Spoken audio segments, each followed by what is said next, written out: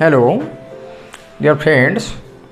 Welcome back to DM's classes. In my past lecture, I had told something about the parts of speech, the different parts of speech. The first one being noun. The first one being noun. And this noun is not so small a chapter which can be covered in one or two classes. Why? Because we have to learn the different types of nouns with examples. For example, we have to know what is proper noun, what is common noun, what is material noun, what is collective noun, abstract noun, verbal noun, and there is also another type of noun which I will also mention you. Now, apart from these 6 to 7 types of nouns, we have to know about the number and person of nouns, about their gender, so on and so forth. We have to discuss the countables, the uncountables, so on and so forth. Now, first of all, let me tell you something about proper noun, and if you can recollect, I had told you a proper noun means the name of a person or a place or a thing, the actual name, the exact name which is given to such things, such places, such persons. Proper noun, exact name. For example, we can say Hari. Hari is the name of a person. Proper noun, exact name of a particular person. We can say Jayashree, that is the exact name of a person. Okay. Now, proper noun, and here I may tell you, when we are discussing about proper nouns, some are masculine gender and some are feminine gender, and apart from these masculine genders and feminine genders, apart from the singular and plural numbers, we can have some other things, just like the common gender, the neuter gender, so on and so forth. And when I will go on discussing these different types of nouns, I will let you know something about them. Okay. Now, this proper noun is the exact name of persons or places. For example, we say London, we say Mumbai, we say Bhubaneswar, names of places. Now, similarly, we can also tell the names of different animals. Suppose we say Airavat, we say Ujishrava, names of an elephant, name of a horse. Now, any person, any place, any animal, any bird which has been given a name to distinguish it from the rest of the kind, and that is called a proper noun. Now, come to common noun.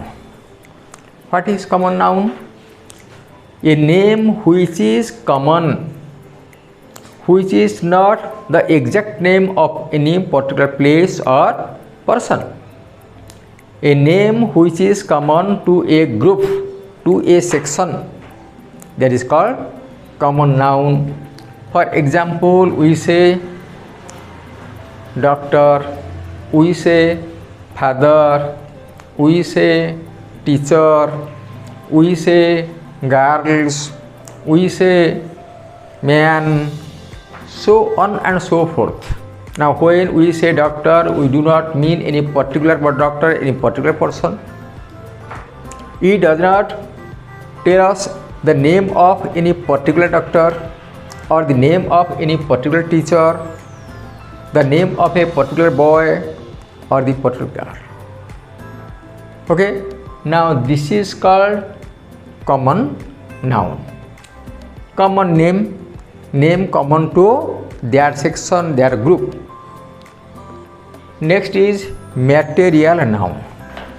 Material, as I have already told you, given you some hints in my first lecture, which stands for the name of some matters, some substances, some goods, etc. For example, we say a stool, a chalk, a bottle, a chair, a bed,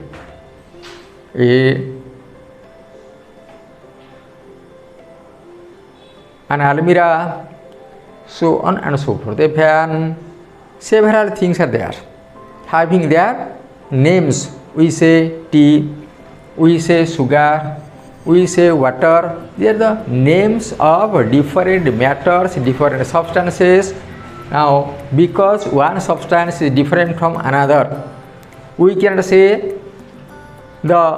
give the same name to a chair and to a stool, because as regards to their construction, their appearance, the material used in making them, they bear separate names. They are matters. They may be made from the same substance, but because of their shape, their size, their color, their appearance, they bear separate names. Now, that is called material noun. Now, come to the collective noun. Collective, which is a collection, an assemblage, a get together of different persons, places and things. Now we say mob, we say crowd, we say horde, swarm, band, a school, army, etc., etc. When we say flock, flock means a group of sheep. When we say herd, herd means a collection of cows and buffaloes, cattle. When we say mob or crowd, definitely we refer to large congregation of people, whether they are agitated or whether they are calm and quiet. When we say a school, we might be referring to whales, swarm of bees, swarm of flies, band of musicians, army of soldiers, etc., etc. Now, these are called collective nouns, collection taken together as a single whole. Okay. Similarly, we have the abstract noun. What is that? Abstract, which is not visible, not tangible, simply we can feel its presence, which has nothing to do with our vision, with our tongue. We cannot taste it, we cannot touch it, we cannot see it, but we can feel it. Now, these abstract things are mostly taken from, are derived from the verbs, from the adjectives.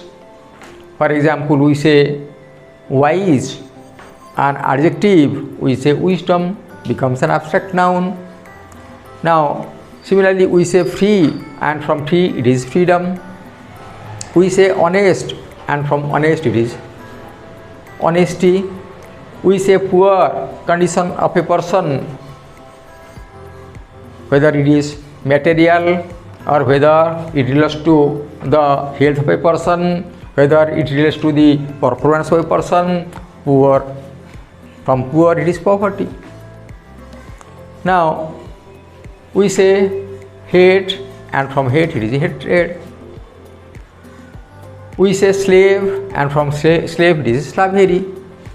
Now, different adjectives, verbs are converted to abstract nouns. Now this is called abstract noun. Now the last one is called verbal noun. Nouns which are framed form, which are derived from verbs. We have a verbs, and from verbs, if we make use of those verbs in a different way, in different structures, in different sentences, then they become verbal nouns, a verb used as a noun.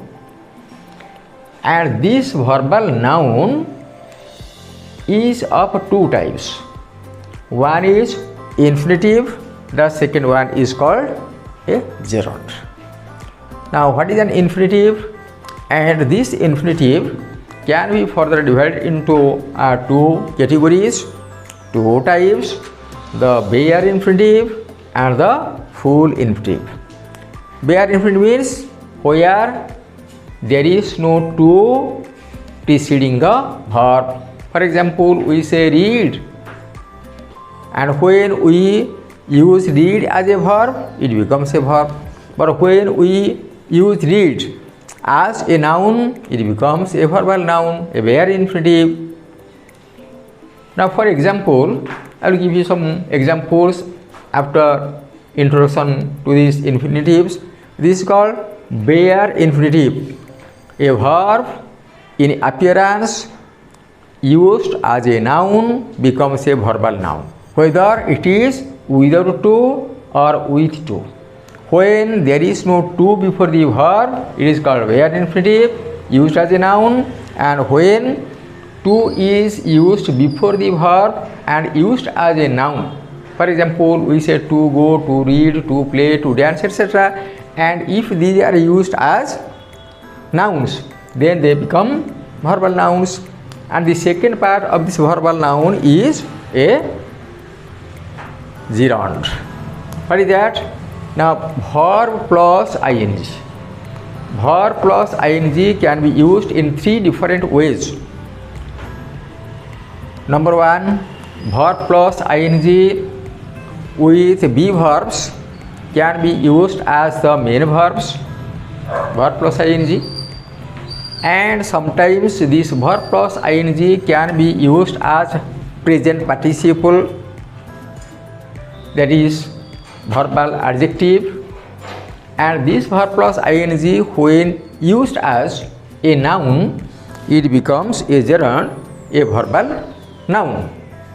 Now apart from this, sometimes we also use adjectives as nouns. Adjectives as nouns, not that from wise it is wisdom, or from brave it is bravery.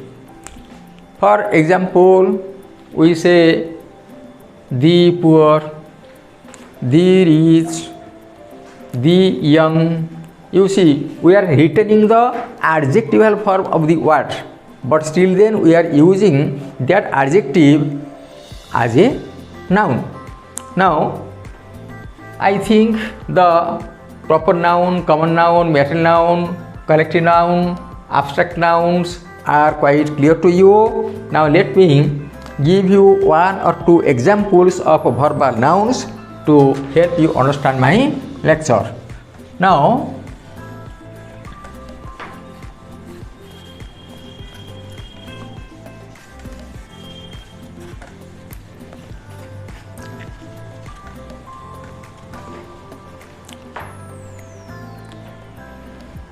for example, I saw him dance.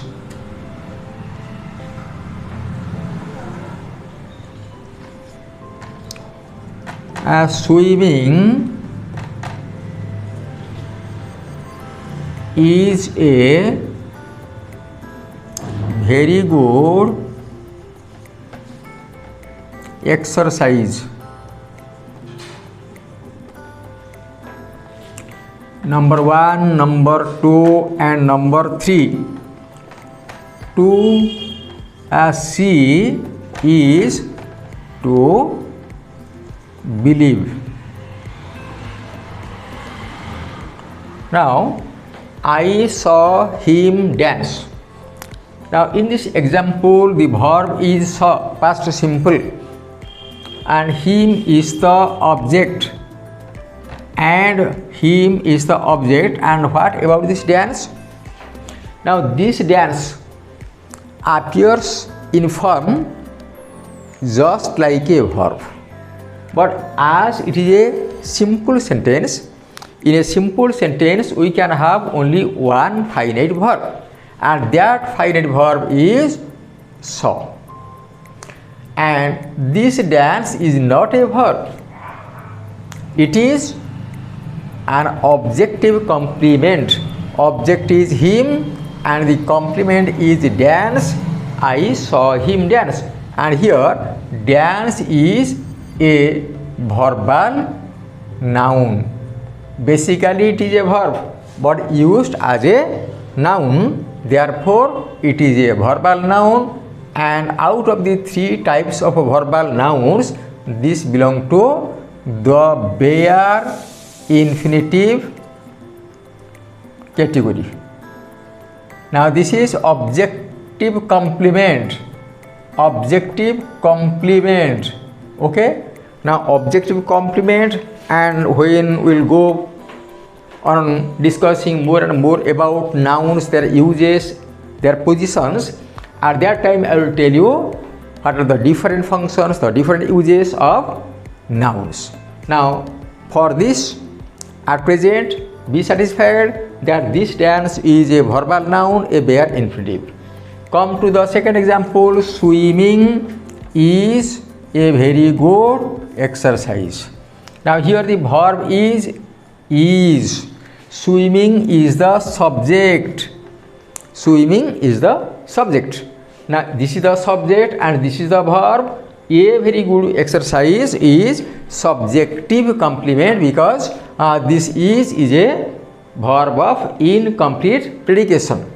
And after every verb of incomplete predication, you see, when I will discuss about the verb, at that time I will tell you the different types of verbs and their uses in different tenses. Okay. Now swimming, swim plus ing, swimming, and the swimming is a gerund used as a noun here as the subject, and as it is derived from the verb swim, therefore it is a verbal noun or a gerund. Now come to the third example. Third example, that is to see is to believe. Here you see to see and to believe, and this is the verb. And to see is the to infinitive or full infinitive. And here to see is the subject and to believe is the subjective complement. Subjective complement to believe. To see is the subject and verb is. Okay. Now in these three examples we have discussed the three types of verbal nouns, and towards the end of my discussion about the different 6 types of nouns, I mentioned about the adjective used as a noun. Now let me give you one example that will suffice, and you can understand how adjectives can be also used as nouns. Now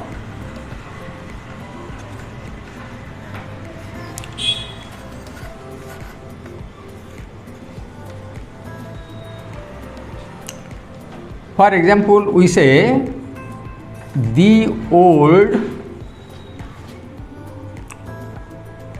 should not be neglected. The old should not be neglected. Number 2, the rich lead a life of unrest. Now come to the first example. The old should not be neglected. Now this is the subject and should be neglected, the verb phrase, and this is the adverb. This is the adverb, not is the negative adverb. Now the old means old is an adjective. Old man, old building, old friend, old an adjective. But here old is used as a noun.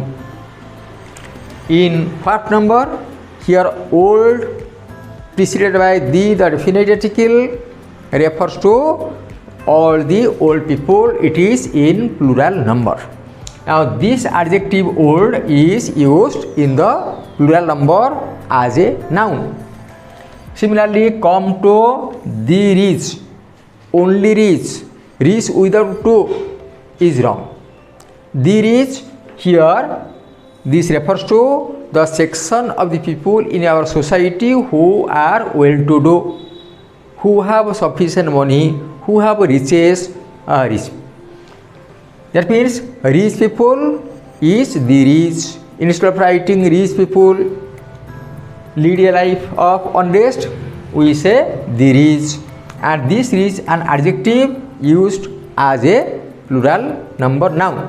Now for today this is enough about the different types of nouns, and I think you like it, and if you like it, don't forget to leave a comment, don't forget to share it, don't forget to subscribe to my channel. Thank you all. In the next class again I will come with the different uses of nouns, their positions, and with their gender, number and person, etc., etc. Thank you all.